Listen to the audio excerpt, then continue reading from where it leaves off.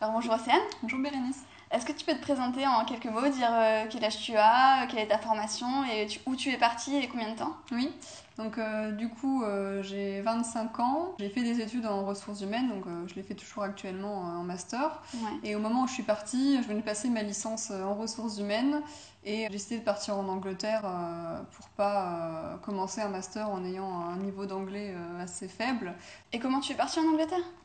J'ai décidé en fait d'être fille au père, donc au début c'était pas forcément mon premier choix, je voyais plus au début pour trouver un petit job là-bas pour m'en sortir et Mhm. économiser. Et, je me suis rendu compte que c'était un peu difficile. T'avais commencé à postuler pour des J'avais entreprises? fait des recherches sur d'autres expériences que d'autres personnes avaient pu vivre, etc. Et c'est vrai que j'avais vu des témoignages comme quoi c'était très difficile de trouver Ouais. du boulot. Et c'est vrai qu'avec mon niveau d'anglais, je me voyais pas du tout postuler. Même en tant que serveuse ou quoi que ce soit, je D'accord. pensais que ça allait vraiment être difficile. C'est vrai que je connaissais le fait d'être fille au père, et c'est pareil, étant donné que mon niveau d'anglais était très faible, je me suis dit jamais une famille m'acceptera. Enfin, c'est vrai qu'on doit s'occuper d'enfants, donc c'est difficile.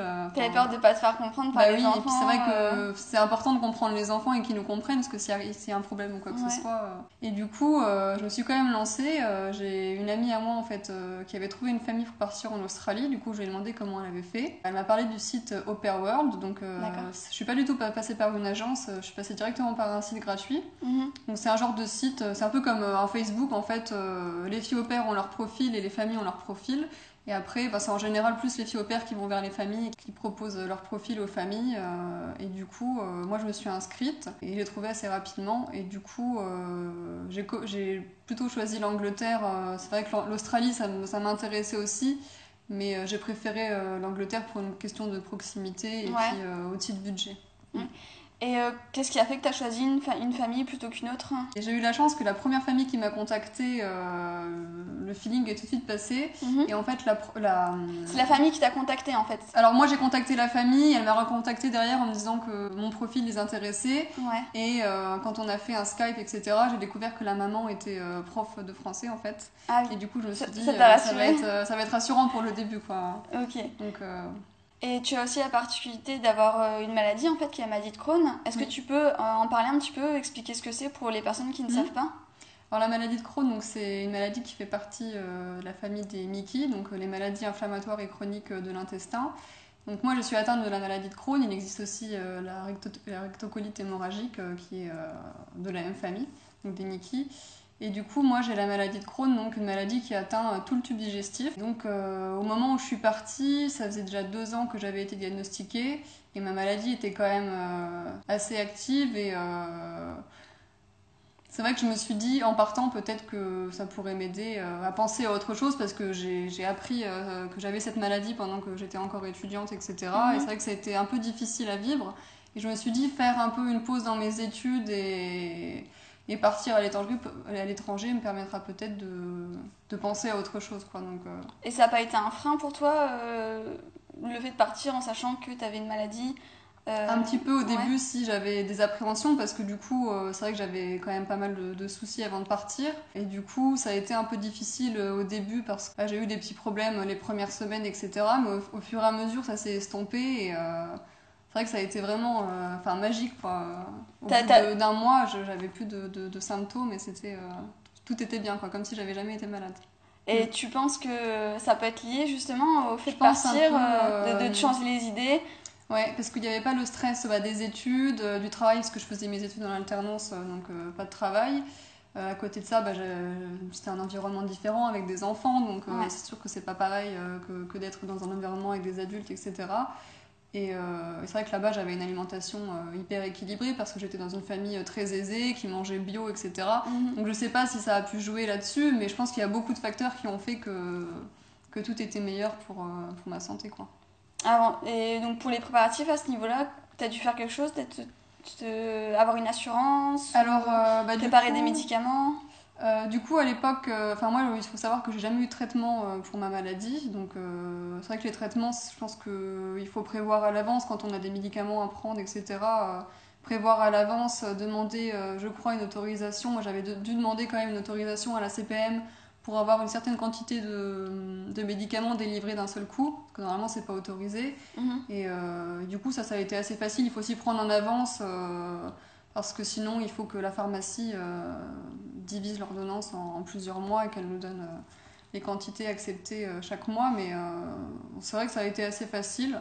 Du coup, les médicaments que j'avais pris, je m'en suis pas vraiment servi, mais c'est vrai qu'il faut toujours prévoir quand même.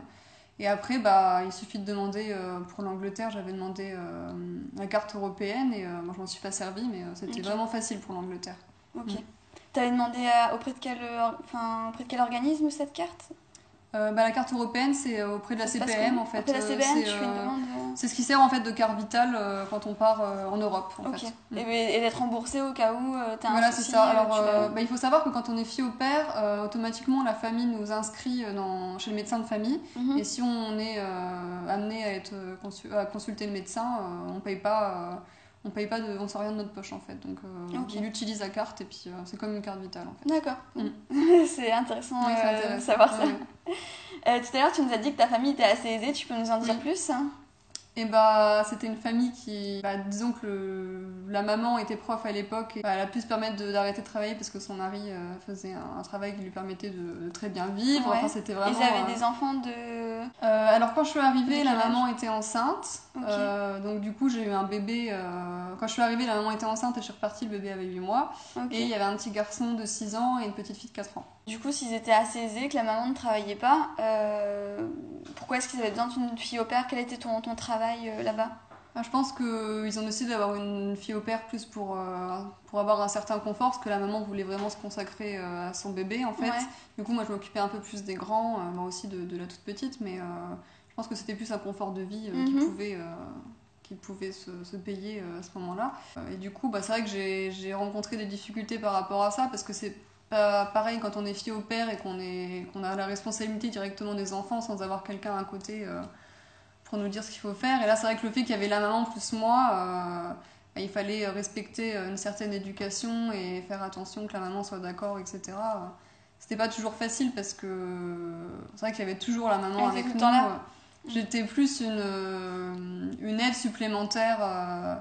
Donc du coup, je faisais la cuisine, je faisais du ménage, du repassage, les lessives, etc. C'était un luxe en fait que la famille pouvait se permettre, quoi. Mais, tu passais pas beaucoup de temps où tu étais seule avec les enfants? Les seuls moments où j'étais vraiment seule avec les enfants, c'était avec la petite, parce que les deux autres allaient à l'école. Donc quand la maman faisait les trajets pour aller à l'école, du coup moi je restais avec la petite à la maison. Ça dépendait, ça pouvait vraiment changer en fonction des jours. Par exemple, le mercredi, la petite de 4 ans restait à la maison parce qu'elle n'avait pas d'école le mercredi, elle. Donc tous les jours étaient différents en fait. Ça dépendait. C'est vrai que quand on est fille au père, il faut être assez flexible. Ouais. Et par rapport à ta maladie, du coup, comment t'as fait pour... à quel moment tu leur en as parlé? Alors au début, j'avais décidé de ne pas du tout en parler parce que j'avais peur qu'ils me fassent pas forcément confiance et qu'ils se disent ma main, si elle vient avoir mal au ventre ou un problème pendant qu'elle est avec les enfants, moi je savais que j'arrivais à gérer et que ça se passerait pas, mais je préférais qu'ils le sachent pas. Et en fin de compte, un soir, on était sur le canapé et que la maman regardait la télé et puis elle me dit il faut que j'appelle ma belle-sœur parce qu'elle s'est fait opérer aujourd'hui, donc du coup il faut que je prenne des nouvelles, etc. Et puis du coup on est venu à parler de sa belle-sœur et en fin de compte il s'est avéré qu'elle avait aussi la maladie de Crohn. Ah oui. Et du coup, c'est là que j'ai dit, moi aussi je l'ai, mais tout va bien ici, depuis quelques mois, tout va bien, quoi. C'est vrai que c'était un peu difficile à croire pour eux, parce que j'allais vraiment bien, mais je pense que ça s'est vu avec le temps, parce que quand je suis arrivée, je faisais une 50aine de kilos, et je suis repartie, et j'en faisais 60, quoi. Donc ils se sont vraiment rendus compte que pendant la période où j'étais chez eux, j'ai pris du poids, et que tu te portais bien. Quoi, ouais. C'est ça, je me portais vraiment bien, ouais. Et donc, au niveau du budget, tu recevais une rémunération chaque mois? Oui, alors c'était par semaine en fait. C'était par semaine. D'après mes souvenirs, ça a évolué parce qu'au début je crois que j'avais 80 pounds, après 90, et puis vu qu'après je faisais de plus en plus de choses, elle me donnait 100 pounds je crois, donc c'est l'équivalent de 130 € à peu près. Donc c'était quand même pas mal parce que à côté, je mangeais quand même tous les jours à la maison, j'avais le petit déjeuner, le déjeuner et le dîner, je dormais là-bas. Et même si j'étais libre les week-ends, j'étais off, je pouvais faire ce que je veux. J'avais quand même tout à disposition. Genre, j'étais comme leur quatrième enfant, quoi. Voilà. Comme Ça la grande suffisait sœur. amplement pour vivre, pour faire des choses. Largement. Et t'as fait quoi là-bas, en dehors de la famille? T'as pu bouger un petit peu? T'as rencontré des gens? Bah, j'en ai profité, oui, j'ai rencontré d'autres filles au pair, dont une avec qui on était tout le temps ensemble. Donc en fait, c'était assez particulier parce que c'était une personne qui était roumaine, qui avait fait un Erasmus en France, donc elle parlait français, et elle vivait en Italie. Donc elle était vraiment multiculturelle. Voilà, multiculturelle. Donc on s'est super bien entendus. On a passé toute notre année ensemble en fait. Et du coup, on en a profité toutes les deux. On est partis en Irlande et en Écosse pendant cette année-là, parce qu'on n'était pas loin, donc on en a profité. Tu l'avais rencontrée comment, cette fille? Alors en fait, c'était la fille au pair d'une amie à ma famille, enfin d'un couple d'amis à ma famille. Ah oui, d'accord. Voilà. Donc ils avaient des amis qui eux aussi avaient des filles au pair. Donc ils nous ont rencontrés pour. C'est vrai qu'au début, on a tendance à se consacrer à la famille, à dire bah c'est bon, je vais rester avec vous, etc. Puis à un moment, on se rend compte qu'on a besoin de nos moments seuls. Et puis bah du coup ils se sont dit bah vous avez besoin de sortir. Ouais, donc ils vous ont mis en contact. Voilà, c'est ça, et on s'est tout de suite apprécié. Et mon amie à la base devait rester 3 mois et puis en fin de compte elle a poursuivi l'aventure avec moi. Ah, c'est chouette. Oui. Est-ce que tu as un bon souvenir à nous raconter justement de cette année en Angleterre? Eh ben, un très bon souvenir, mais c'est que du coup ma famille est partie pendant les vacances de Pâques à Dubaï et en fait ils m'ont pris avec eux, ils m'ont payé le voyage, donc c'est vrai que c'était une surprise parce que moi je pensais pas forcément, ils m'avaient parlé qu'ils partiraient en vacances, donc moi je pensais que j'aurais ce temps libre, je serais toute seule à la maison, mais du coup ils m'ont pris avec eux pour avoir une aide supplémentaire en vacances, et du coup on est resté quelques jours à Dubaï, et après on a été en Oman où on a passé les super vacances. Donc c'est vrai que t'es tombée sur une bonne famille, quoi. Oui, je suis tombée vraiment sur une bonne famille. Je pense que j'ai eu beaucoup de chance parce qu'en plus de ça ils avaient tout prévu, ils avaient acheté une voiture où je pouvais seulement m'en servir moi et tout, donc c'est vrai que c'était vraiment bien, quoi. J'étais pas bloquée dans la famille, je pouvais vraiment bouger et ils ont fait tout. Ils te laissaient cette liberté quand même. Et donc il y a d'autres personnes aussi qui ont une maladie chronique et qui regardent cette interview. Tu leur dirais quoi justement aux personnes qui ont une Mickey ou une autre maladie, qui ont envie de partir vivre une expérience de 6 mois voire 1 an à l'étranger? Tu leur conseillerais d'y aller quand même ou... En fait, c'est vrai que ça dépend vraiment des personnes et de la maladie. Concernant mon cas pour les Mickey, moi je sais que j'en ai parlé déjà à mon gastro-entérologue pour avoir son avis, parce qu'on peut pas se lancer tête baissée à partir à l'étranger, il faut avoir des conseils, etc.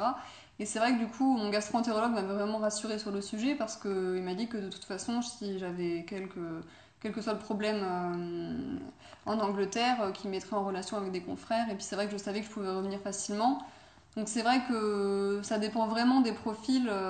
Si la maladie est vraiment active, je pense qu'il faut peut-être essayer de reporter le projet et attendre que ça se calme un petit peu. Moi je sais que dans mon cas, la maladie m'embêtait un petit peu au quotidien, mais sans que ça soit trop douloureux. Après moi je leur dirais allez-y. Faut quand même tenter le coup. Et faut toi-même, tenter le coup. Tu allais mieux une fois que... Une fois que j'étais là-bas, j'ai été mieux, et je pense que c'est pas par hasard. Je pense que ça m'a beaucoup aidé parce qu'on est dans un environnement différent, et c'est vrai que j'ai rencontré d'autres personnes aussi qui étaient atteintes de la même maladie que moi, qui sont parties à l'étranger, et forcément ça aide d'être dans un autre environnement, dans un environnement qu'on aime. On est forcément moins stressé, parce qu'il faut savoir aussi que la maladie joue beaucoup avec le stress. Et je pense que de réaliser ce genre de rêve, ça peut être que bien du point de vue santé, quoi, en fait. Donc, après, c'est vrai qu'il faut toujours avoir l'avis d'un médecin avant et être sûr que la maladie soit quand même assez calme. Et moi, c'est vrai que j'avais un pressentiment que ça irait bien avant de partir, même si j'avais encore quelques petits soucis. Ça a duré peut-être 3 semaines, et puis après tout allait bien, quoi. Pour conclure un peu cette interview, si tu avais un conseil à donner à un jeune qui a envie de partir en tant qu'au pair en Angleterre, ce serait lequel? Je pense que déjà pour être au pair, c'est vrai qu'il ne faut pas prendre cette expérience à la légère. Il faut déjà aimer les enfants. Donc il ne faut pas forcément avoir...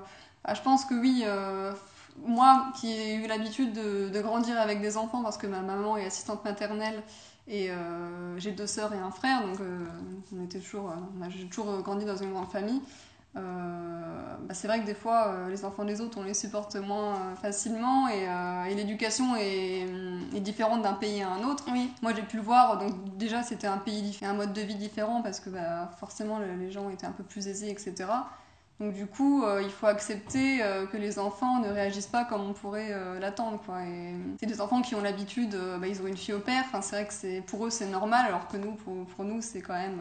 Ils ont l'habitude qu'on s'occupe d'eux, du coup. Ils ont l'habitude qu'on s'occupe d'eux, et c'est difficile de faire les choses sans qu'on leur dise, je sais, tous les enfants n'ont pas cet avantage-là. Donc, c'est vrai que moi, des fois, j'essayais de leur expliquer et de leur montrer que moi, quand j'étais plus jeune, j'avais pas forcément la chance qu'ils avaient, mais pour eux, c'est vrai que c'était forcément normal, et du coup, c'est difficile, mais je garde quand même une très bonne expérience de tout ça. Et ouais, je pense qu'il faut à tout prix aimer les enfants pour y aller. Merci pour tous ces conseils, en tout cas. De rien.